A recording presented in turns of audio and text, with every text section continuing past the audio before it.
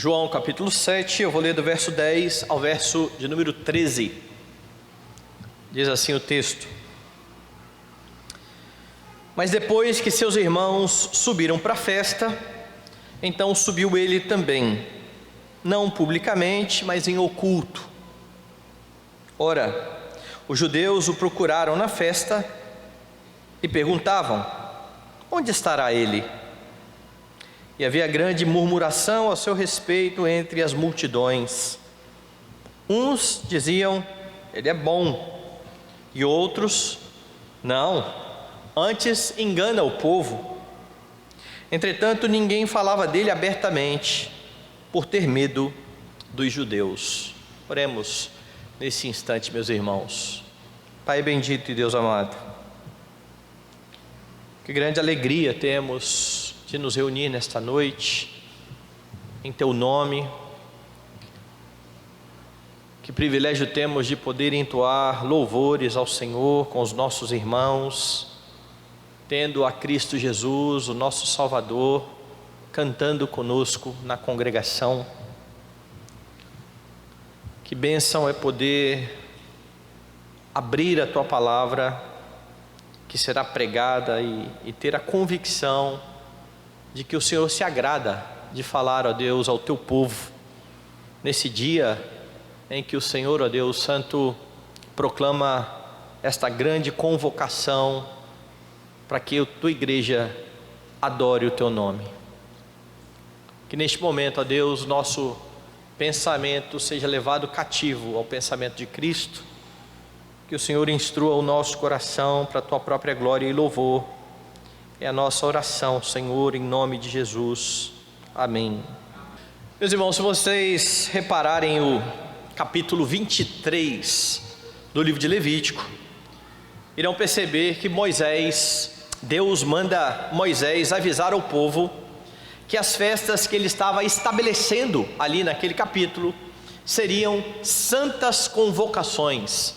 É esse o termo que Deus usa para as festas estabelecidas. Cada uma destas festas era uma santa convocação do Senhor ao seu povo.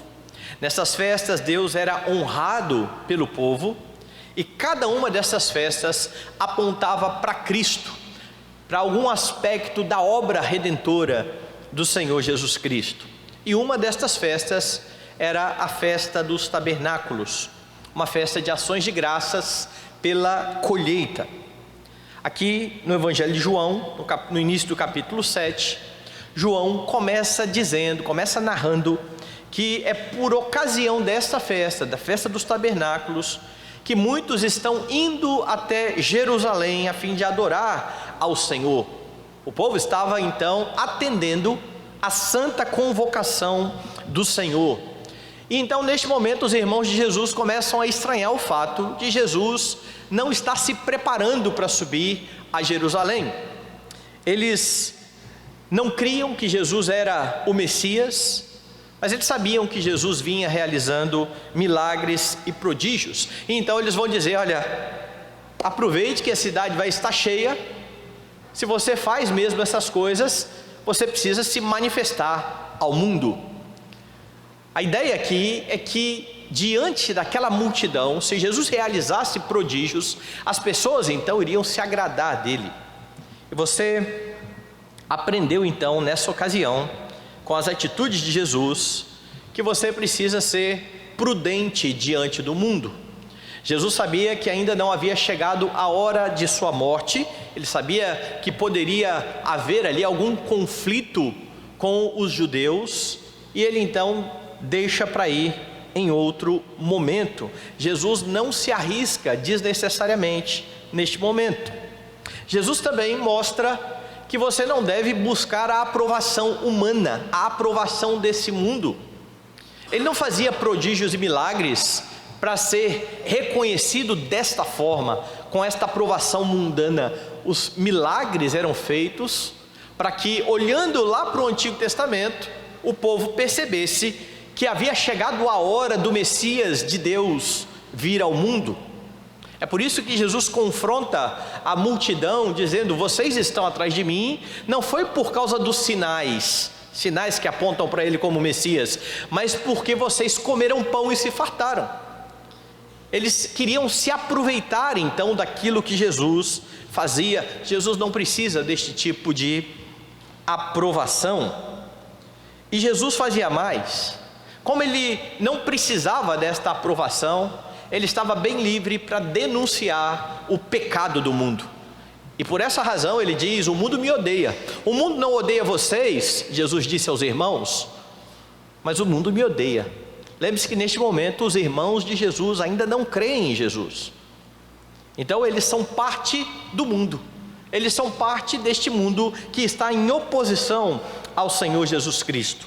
Se você olhar aí para o finalzinho do verso, dessa parte do capítulo 7, lá no verso 8, Jesus vai dizer aos irmãos: subi vós outros à festa, eu por enquanto não subo, porque o meu tempo ainda não está cumprido. Disse-lhe Jesus estas coisas e continuou na Galileia. Então Jesus fala: podem ir, vão à festa, e ele permanece na Galileia. O texto que eu li hoje continua relatando esta história. E aqui neste texto você aprende sobre como você honra a Deus. Como é que você pode honrar a Deus? E a primeira lição do texto é que você honra a Deus obedecendo a Ele a despeito dos riscos. Veja aí 2 versículos, versos 10 e 11. Mas depois que seus irmãos subiram para a festa, então subiu ele também, não publicamente, mas em oculto.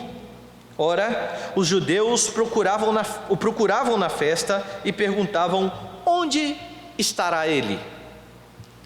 Alguns tentam olhar para esse texto e apontar algum tipo de contradição na Escritura, visto que Jesus havia dito aos irmãos que não subiria, mas que agora ele resolve fazê-lo. Então muitos vão dizer: está vendo como é que você explica essa contradição da Escritura? Jesus está mentindo. Jesus deu aqui aquilo que eles chamam de migué nos irmãos, falando: vá, fingindo que não ia, e depois ele resolveu ir. Não, veja o versículo 8 de novo.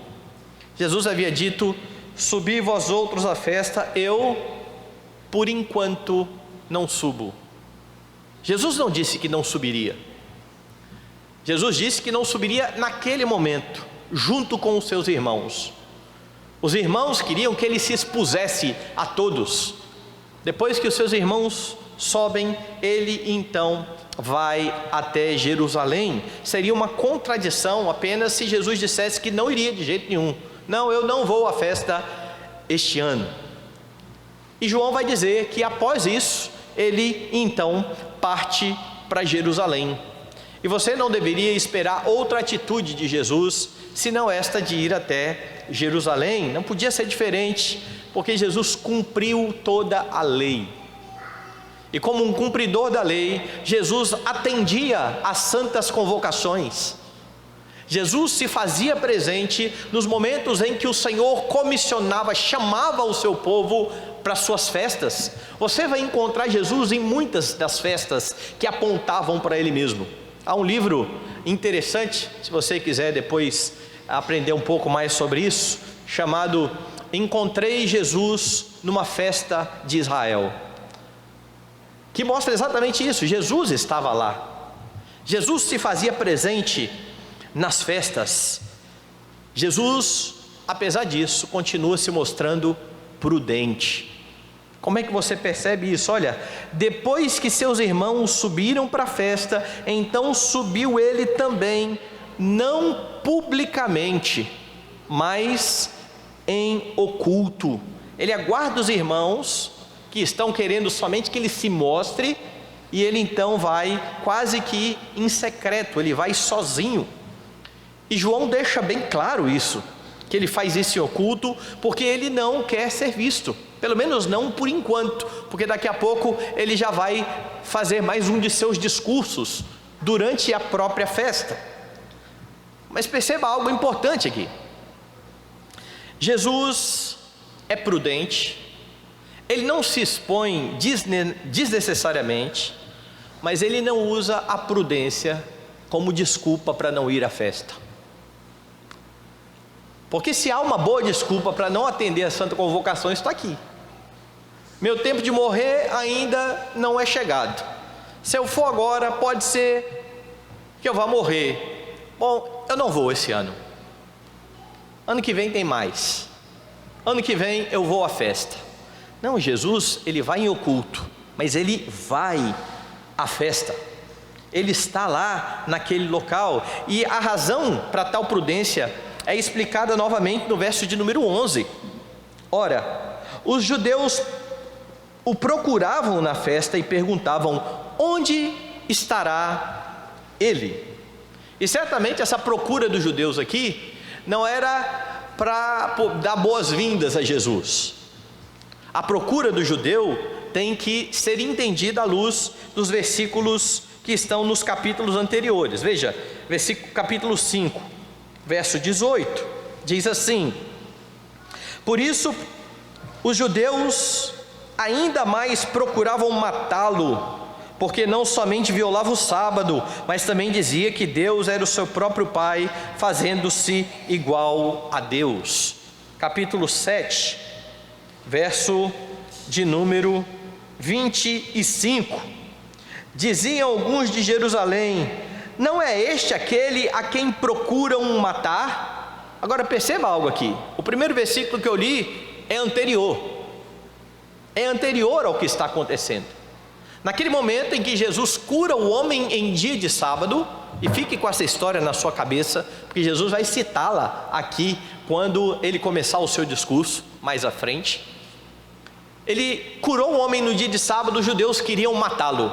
Agora João diz no verso 11 que os judeus estão procurando ele na festa. Lá no versículo à frente, 25, os de Jerusalém estão dizendo: olha, ele está ali, não é aquele ali que vocês estão querendo matar?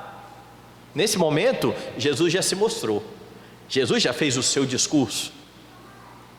Mas veja que Jesus está agindo com bastante prudência, porque estes homens querem de fato tirar a sua vida. O risco é verdadeiro, o risco é real. Estes homens estão olhando as obras de Jesus e estão odiando aquilo que eles estão vendo. Contudo, ainda que correndo muito perigo, Jesus não deixa de se fazer presente na festa ordenada pelo seu Pai. Na santa convocação que o Senhor faz ao povo, Ele honra ao Pai a despeito dos riscos. E se você quiser honrar a Deus, você precisa obedecer a Deus a despeito dos riscos. E essa atitude aqui, meus irmãos, de Jesus, deveria fazer corar de vergonha os crentes que, sem o menor pudor, deixam de entender, de atender a santa convocação do dia do Senhor pelas razões mais fúteis, deixam de vir adorá-lo no dia em que Ele estabeleceu para o culto. Jesus corria um risco grande de morrer. Muitos querem evitar riscos muito menores, muito mais bestas do que este aqui. Alguns exemplos: a pessoa sai de férias, os crentes, e aí então, nós não vamos à igreja porque é férias, né? Meu filho, o que meu filho vai pensar? Nós somos muito legalistas, né? Em vez de aproveitar os diazinhos de férias que a gente tem, a gente vai para a igreja? Que negócio é esse? A minha esposa quer aproveitar bastante as férias. Ou, não, meu marido faz questão de curtir até o último minuto. Então, cada minuto aqui de férias é precioso, nós não vamos à igreja. Ou um grupo de amigos que está viajando comigo, eles não vão, né? Vai ficar chato esse negócio, a gente sai junto, eles não vão, nós vamos para a igreja. E aí começa-se a arrumar um monte de desculpa para não ir à igreja, com medo das pessoas ficarem chateadas de os crentes atenderem a convocação e irem ao culto. Deus não tira férias, crentes não tiram férias. Mesmo nas férias, o dia do Senhor é um dia em que Ele convoca a sua igreja para adorá-lo. Onde quer que você esteja, vá à igreja, vá se ajuntar ao povo de Deus, vá adorar o seu Senhor, vá bendizer aquele que deu a você condições de sair de férias. Não deixe isso de lado. Ou ainda tem aquelas pessoas que dizem assim: olha, pastor, tinha visita em casa, o que eu faço com a visita? Vou deixar a visita em casa para ir no culto? Eles não queriam ir no culto. Como é que eu vou fazer com a visita? Uma vez um irmão me perguntou assim: pastor, imagina aí que um amigo de longa data vem a Vitória. Na verdade ele não vem a Vitória, ele vai passar por Vitória. E ele então te liga, tem 20 anos que você não vê esse amigo, você gosta muito desse amigo. E ele te liga e fala assim: olha, Milton, eu vou ter 2 horinhas aí de janela, porque o avião vai fazer uma escala em Vitória, e eu queria muito tomar um cafezinho com você. Tem como você me encontrar não ali no aeroporto para a gente tomar um café? E a hora é a hora do culto. Você não é o pastor da igreja, ele falou. Você não precisa estar lá como pastor da igreja, você é um membro da igreja. Você acha que tem problema deixar de ir ao culto para ir ver esse amigo que há tanto tempo você não viu, um amigo tão querido assim? Eu falei: irmão, eu não vou te responder diretamente não, eu vou fazer uma pergunta. Se você tivesse, ele era da área de saúde, se você tivesse uma cirurgia marcada em determinado dia, uma cirurgia muito séria, e esse amigo te ligasse dizendo: olha, eu vou estar em Vitória em tal hora, você não quer tomar um café comigo não? E é a hora da cirurgia. Você desmarcaria a cirurgia para ir tomar um cafezinho com seu amigo? E ele baixou a cabeça e falou assim: tá bom, pastor, eu já entendi. O problema é que entender é muito fácil, mas na prática, meus irmãos, nós não temos coragem de desmarcar compromissos com trabalho, com pessoas, mas não damos a mínima para a convocação ou para a santa convocação do Senhor no dia do Senhor. E veja, lá no Antigo Testamento, você tinha, além dos sábados, várias festas em que os judeus tinham que sair de onde estivessem para ir a Jerusalém. Na nova administração da aliança, nós não temos dias festivos, nós temos o dia do Senhor. É um dia na semana, só isso que Deus requer. E há muitos que começam a arrumar desculpas para honrar a Deus. Você muitas vezes vai precisar enfrentar o risco de ser mal visto pelo seu amigo, pelos seus parentes que estão em casa, pela sua família que está doida para sair para passear. Mas não tema esse tipo de risco. Você vai, para obedecer a Deus e honrar a Deus, vai correr o risco de ser mal visto ao se posicionar em todos os níveis. Talvez, dependendo da forma como você se posicione de forma doutrinária, né? O puritano: não estou fora, quero distância desse nome, e eu não vou falar muita coisa por aqui não, porque eu não quero esse nome não. Ou machista: que negócio é esse de falar que a mulher não pode ser pastora? Que conversa é essa em pleno século 21? Ou homofóbico: vocês ficam aí negando a evolução. Nós estamos num tempo em que todo mundo sabe que o que é importante é amor, e vocês ficam aí falando que a família é só homem e mulher. Vocês são homofóbicos. Talvez você corra o risco de perder o seu emprego para honrar a Deus, fazendo o que é correto, não transigindo com o pecado e não fazendo vista grossa para o pecado de outros. Tem muitos pais e mães que, com medo de os filhos não gostarem deles, ficarem chateados com eles, não honram a Deus disciplinando os seus filhos. Há um risco de o filho ficar magoado com o pai ao ser disciplinado? Não tenha dúvida. Só você olhar para o texto que diz que toda disciplina no momento não parece ser motivo de alegria. Eles não vão ficar alegres não. Eles vão entender ao longo do tempo. mas está sim de pai e mãe na igreja que deixe de disciplinar o filho com medo do que os filhos vão pensar deles, e então ficam bem com os filhos, não honram a Deus. Há pessoas que se convertem, não querem ser batizadas, porque eu vou desagradar minha família. O que minha família vai pensar de eu mudar de religião? Ou de eu mudar de denominação?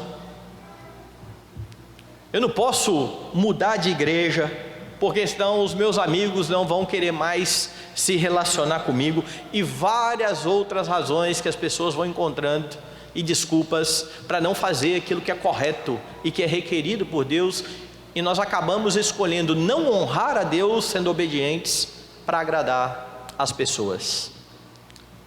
Note, Jesus está sendo prudente.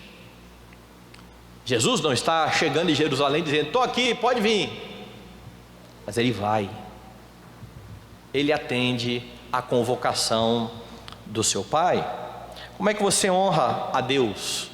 Você honra a Deus tendo um entendimento correto sobre Jesus. Veja o verso 12. E havia grande murmuração ao seu respeito entre as multidões. Uns diziam: ele é bom, e outros: não, antes engana o povo. Veja que a fama de Jesus está correndo por todo lado. Jesus vem realizando sinais, ele se oculta, ele está sendo prudente, mas a sua fama está correndo. Tudo o que ele vinha fazendo despertava interesse e despertava curiosidade, e não era diferente entre essa multidão que estava subindo até Jerusalém para a festa. E João então está narrando que havia multidões, pessoas vindo de todos os lugares, e essas pessoas estão conversando sobre Jesus, e elas estão divididas, a opinião está dividida a respeito de Jesus. Você precisa lembrar, por exemplo, que entre essa multidão, certamente estavam muitos daqueles que abandonaram Jesus um tempinho atrás. Veja aí o capítulo 6. João narrou o seguinte no verso 66: à vista disso, muitos dos seus discípulos o abandonaram e já não andavam com ele. Um monte de gente já estava atrás de Jesus quando ele chegou dizendo: eu sou o pão da vida, tem que comer da minha carne, tem que beber do meu sangue. Esse discurso é muito duro, ninguém pode suportar um discurso desse. E muitos desses judeus que estavam crendo em Jesus abandonaram a Jesus, mas eram judeus. Onde eles estavam nesse momento? Eles estavam na festa. Então, dentro dessa multidão que está ali discutindo sobre Jesus, está esse grupo que caminhou com Jesus e que já não estava com uma visão tão boa sobre Cristo por causa do discurso dele. Esse homem tem um discurso muito duro. Agora pense em algo terrível, que mostra o estado de humilhação a que se sujeitou o Rei de toda a glória, aquele que é o grande juiz de toda a terra, aquele que é o reto juiz, que a todos conhece perfeitamente, está se sujeitando ao julgamento de pecadores, que olham para ele, o Rei da glória, e dizem: ele engana os outros, ele é um embusteiro.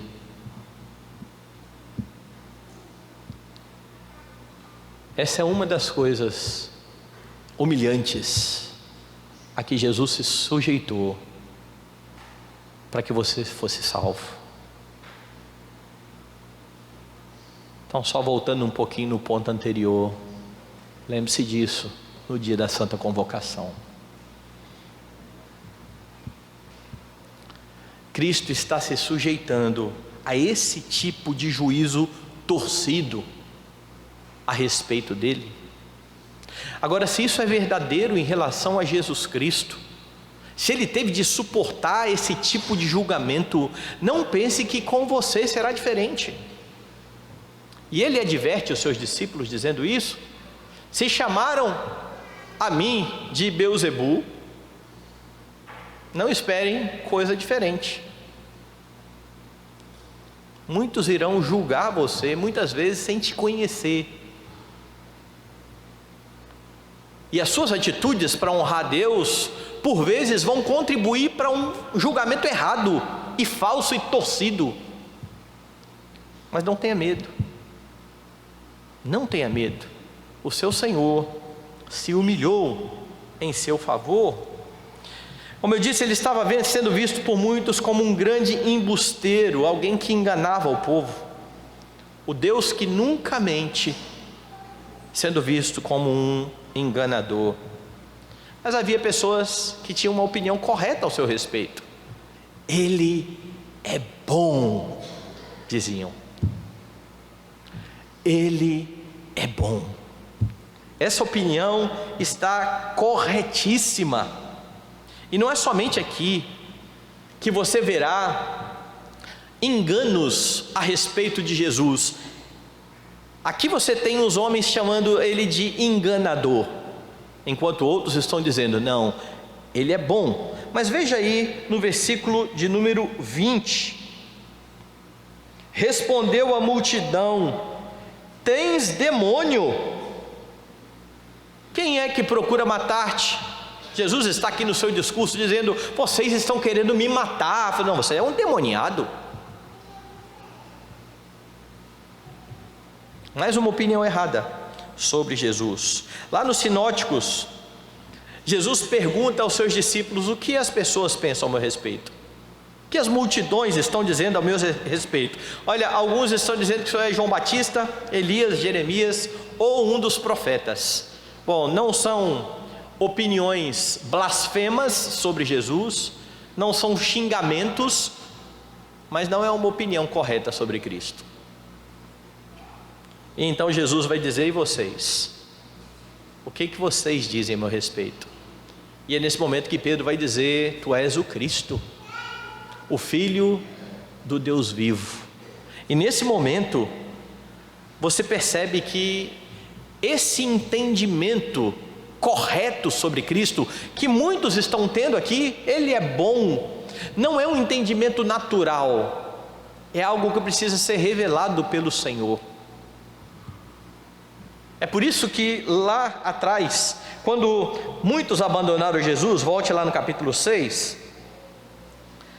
no verso 67, Jesus pergunta para os 12 especificamente, porventura quereis também vós outros retirar-vos? E a resposta de Pedro é, Senhor, para quem iremos?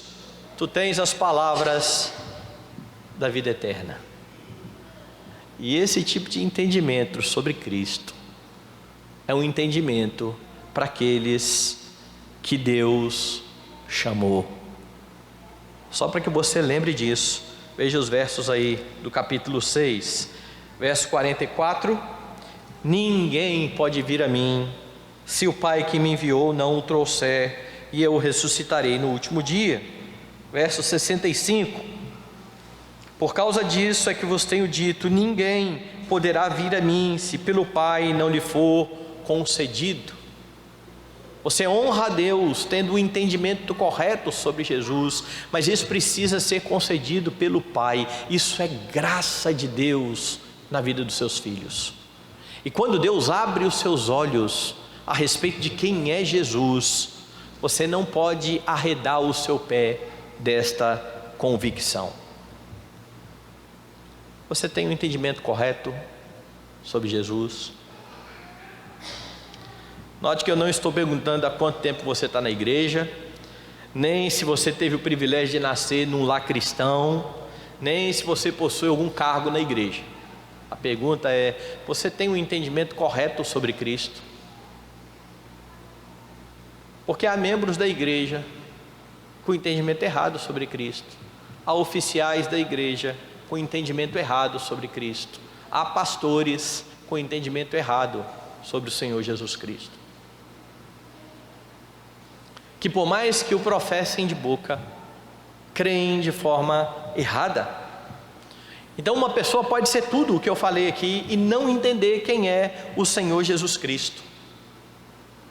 Você não pode vê-lo, por exemplo, somente como um bom exemplo, apesar dele ser um bom exemplo. Você não pode o ver apenas como um homem diferenciado, apesar dele ser um homem diferenciado.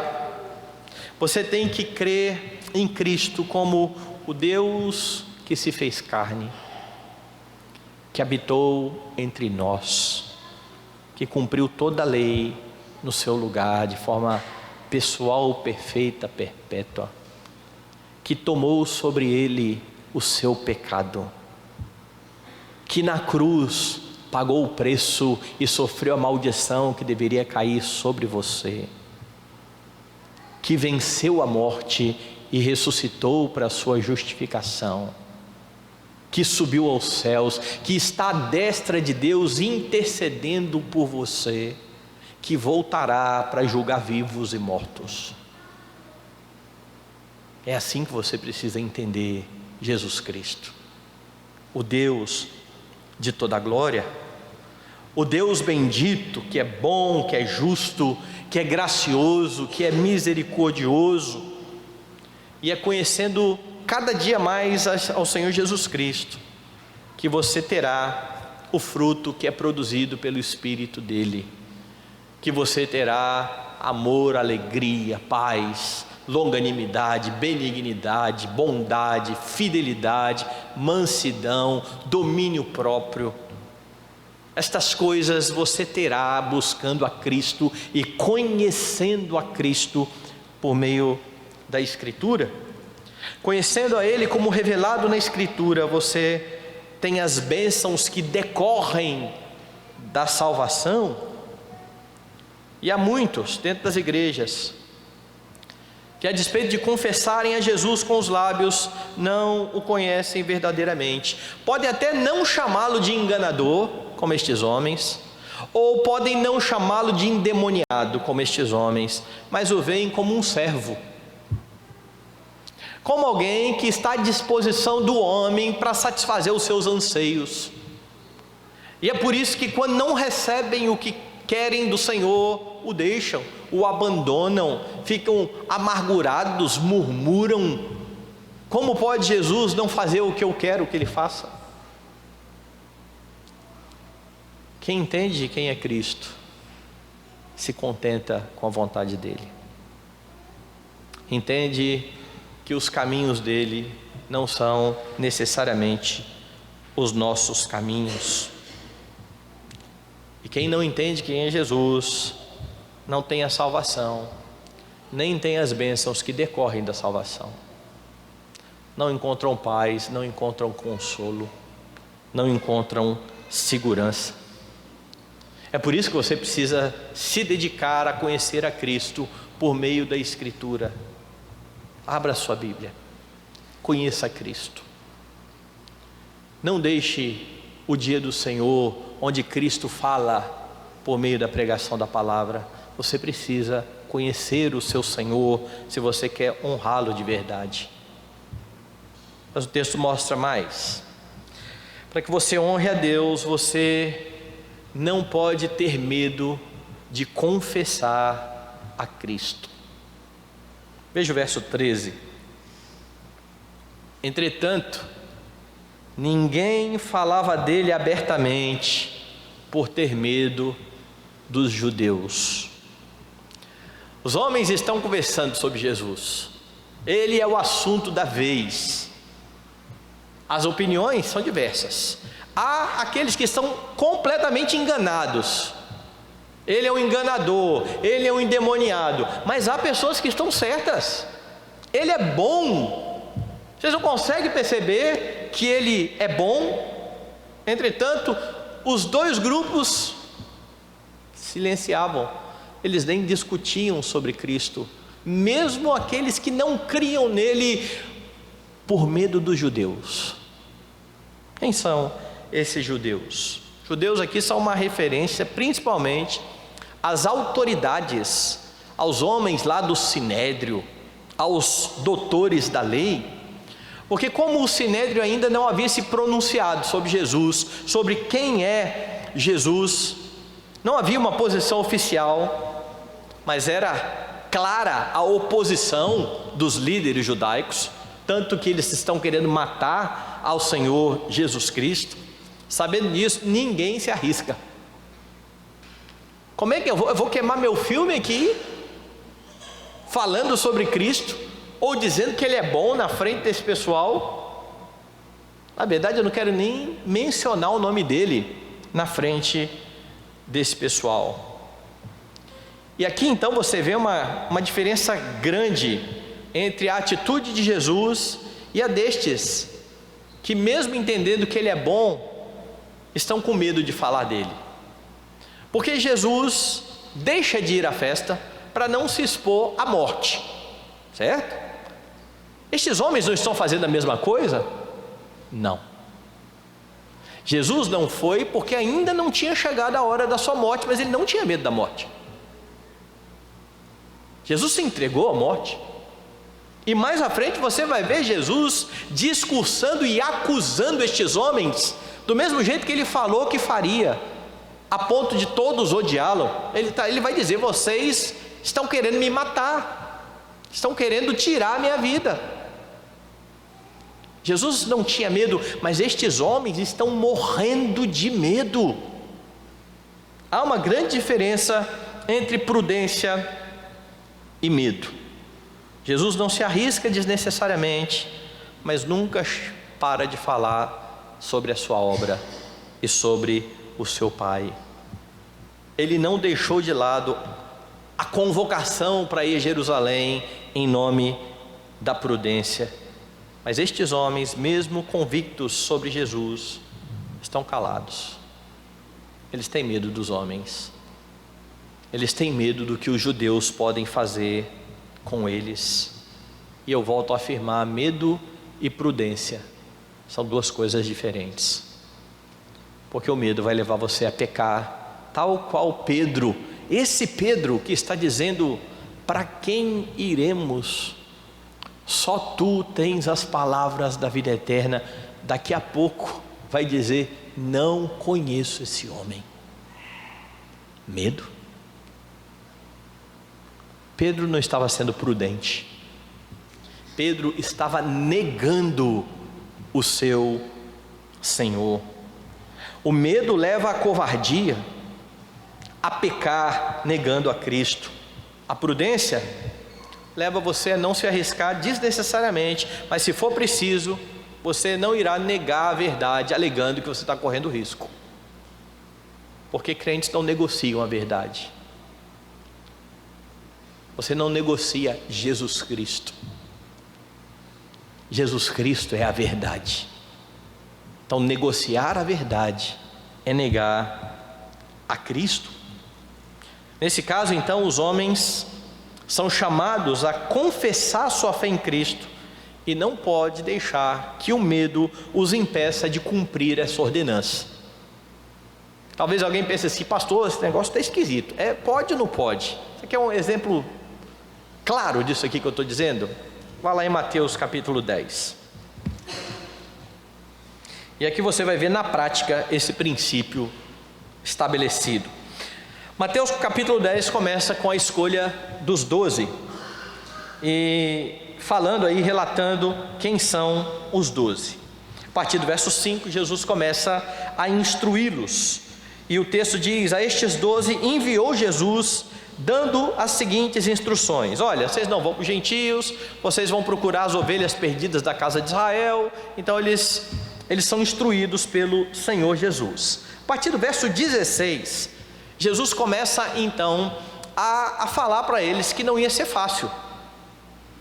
Eis que vos envio como ovelhas para o meio dos lobos. Você quer ouvir uma palavra dessa de ânimo? Olha, você é como uma ovelhinha, eu vou levar você lá para o meio dos lobos e soltar lá. Isso não é para animar ninguém um negócio desse, certo? Mas Jesus está falando da realidade que está se aproximando. E então ele diz: sede, portanto, prudentes como as serpentes e simples como as pombas, e acautelai-vos dos homens, porque vos entregarão aos tribunais e vos açoitarão nas sinagogas. Então perceba lá do começo, eles são mandados para pregar. A pregação vai colocá-los em confusão. em ciladas. Muitos vão querer matá-los. Jesus está dizendo: vocês vão estar no meio de lobos. Sejam prudentes, não se exponham desnecessariamente. Vá lá no verso 22, porque fica pior. Jesus diz assim: sereis odiados de todos por causa do meu nome. Aquele, porém, que perseverar até o fim, será salvo. Então veja, as pessoas odiarão a você. Não pense em me negar, porque quem perseverar é que vai ser salvo. Quando, porém, vos perseguirem numa cidade, fugi para outra, porque em verdade vos digo que não acabareis de percorrer as cidades de Israel até que venha o Filho do Homem. E agora então ele mais uma vez está dizendo: vocês não precisam ficar em um local em que vocês já pregaram, eles já não querem receber a mensagem e ainda querem matar vocês. Estão perseguindo uma cidade? Fujam para outra. O que esses homens não poderiam fazer nunca? Deixar de pregar a verdade. É por isso que quando você vai lá para o verso de número 28, você tem Jesus dizendo: não temais os que matam o corpo e não podem matar a alma. Temei antes aquele que pode fazer perecer no inferno tanto a alma como o corpo. Esse que pode fazer perecer a alma e o corpo no inferno não é outro, senão a Cristo. Jesus está dizendo o seguinte: eu estou mandando vocês pregarem. Eles estão dizendo que se vocês pregarem, vocês vão morrer. Não tenha medo desse pessoal que está falando que pode matar só o corpo de vocês. Obedeça a mim, que posso matar a alma e o corpo. É esse o peso da palavra de Jesus aqui. E ele então continua no verso 32: portanto, todo aquele que me confessar diante dos homens, também eu o confessarei diante do meu Pai que está nos céus. Mas aquele que me negar diante dos homens, também eu o negarei diante do meu Pai que está nos céus. Você é prudente, mas você nunca deixe de confessar a Cristo, em nome da prudência. E há muitos irmãos dentro da igreja com medo de confessar a Cristo. Você tem medo de confessar a Cristo? Ou deixa eu mudar um pouquinho a pergunta. Aqueles com quem você se relaciona, aqueles que convivem com você, sabem que você é um cristão? Sabem que você é um servo do Senhor? Eu estava conversando com um pastor, certa vez, pastor de outra denominação, e ele mencionou alguém que era do mesmo convívio, meu e dele. E aí quando ele mencionou a pessoa, eu falei: fulano de tal é crente. Ele falou: é mesmo? Tem tanto tempo que eu conheço, nunca imaginei. Nunca, eu fiquei triste naquele dia. Nunca imaginei que fulano fosse crente. E há muitos crentes que têm passado despercebidos nos locais onde eles andam, porque nem mesmo pelo seu modo de se portar, eles seriam vistos como crentes. Não há evidência de que ali é uma pessoa diferente. E isso é o equivalente a negar a Cristo. Pode não ser pela boca, dizendo eu não conheço, mas as obras mostram, ou dizem, que você não conhece. Há muitos crentes anônimos, seus colegas de trabalho, da escola, da faculdade, não fazem ideia de que eles são seguidores de Cristo. Curiosamente, muitos desses fazem questão de estampar o seu time de futebol na camisa, o seu candidato, broche de político, preferências. Você vai na rede social, tem todas as informações. Eu tenho andado muito triste quando você olha rede social e você olha os crentes nos seus murais, onde se fala de político o tempo todo, mas não há menção de Cristo e do Evangelho e da salvação. Parece que a esperança é só na política. Parece que a melhoria para o Brasil está numa pessoa assentada na cadeira presidencial. E isso ocorre muitas vezes por medo. Medo do que vai acontecer com o país, medo do que vão pensar de você, se você falar muito sobre Cristo, medo de retaliação, de ser visto como bitolado. Você não tem outro assunto não? É só Jesus, é só fé, é só medo. E nós vivemos um tempo, como eu disse, em que a esperança está tão grande nos homens, de que a propaganda é só sobre os homens. Essa semana passada, nossa denominação foi alvo de reportagens maledicentes aí da mídia, e infelizmente a postura de muitos crentes presbiterianos ajuda isso, porque a mídia foi pegar um pastor presbiteriano, que ao invés de pegar o púlpito para proclamar Cristo e a salvação, estava pedindo voto para o presidente. Isso é vergonhoso. E aqui eu nem estou entrando no mérito em quem se deve votar, em quem não se deve votar. Eu estou dizendo que o púlpito é o local de se proclamar Cristo. E é inadmissível você ter um ministro do Evangelho que gasta tempo no púlpito para falar de candidato A ou de candidato B, porque a esperança e a salvação não estão no candidato B ou no candidato A esperança está em Cristo. Mas parece que os crentes estão perdendo a confiança no Evangelho que transforma e transforma a sociedade. Parece que nós queremos uma transformação política via voto, que nunca vai acontecer. Nunca.